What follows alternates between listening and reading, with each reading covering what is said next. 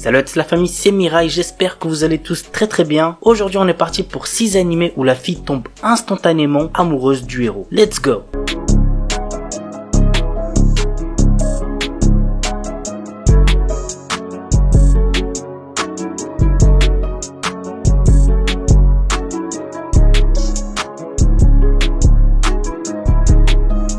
Netoge no Yome wa Onanoko Janaito Umuta. Hideki Nishimura, notre héros, a avoué ses sentiments à une fille sur un jeu en ligne. Cependant, cette fille s'est révélée être un homme dans la vie réelle. Ce dernier décide de garder cette sombre partie de sa vie pour le passé et de ne plus jamais faire confiance aux femmes sur les jeux en ligne. Cependant, un jour, une fille en ligne lui avoue être amoureuse de lui et cette fois-ci, il s'agit bel et bien d'une lycéenne nommée Ako Tamaki. Ako ne peut pas faire la différence entre le monde en ligne et la réalité et possède de grosses difficultés à communiquer avec les autres dans la vie réelle. Notre héros et ses amis de la guilde décident de la guérir dans le monde réel et de la faire réagir. L'anime a pour genre comédie, ecchi, romance, school life, slice of life et pour thème école, harem, jeux vidéo, otaku quotidien.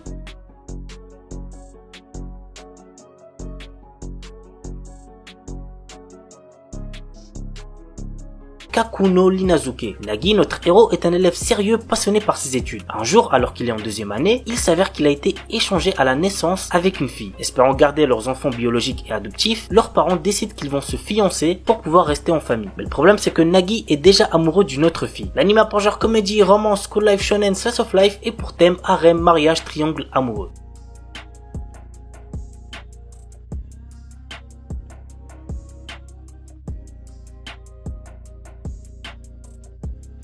Love Afterworld Domination. L'histoire se centre sur la relation amoureuse entre Fudo Aikawa, le leader de l'escadron de héros Gelato 5, dont le but est d'apporter la paix dans le monde, et Desumi Magahara, reine de la mort et leader de l'organisation secrète Gecko, dont le but est la domination du monde. L'anime a pour genre action, comédie, ecchi, roman, shonen, surnaturel, et pour thème amour super-héros.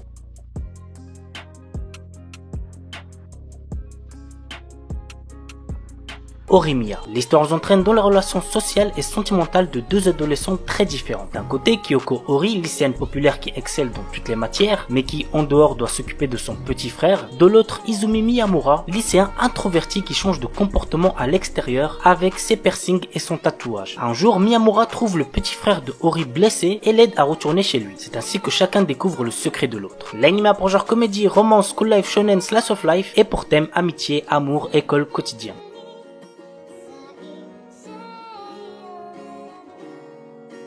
Keishu wa Met-sama. Misaki est une déléguée de classe très stricte sur le comportement des garçons de sa classe. Elle veut faire de son lycée un meilleur lycée où les filles et les garçons pourront étudier dans une bonne harmonie. Mais étant très pauvre dû aux dettes que son père a laissées à sa mère, elle est obligée de travailler dans un maid café pour avoir de quoi vivre. Tout va bien pour elle jusqu'au jour où Usui, le garçon le plus populaire de son lycée, découvre son secret en passant près du maid café. L'anime a pour genre comédie, romance, school life, shoujo et pour thème école mates.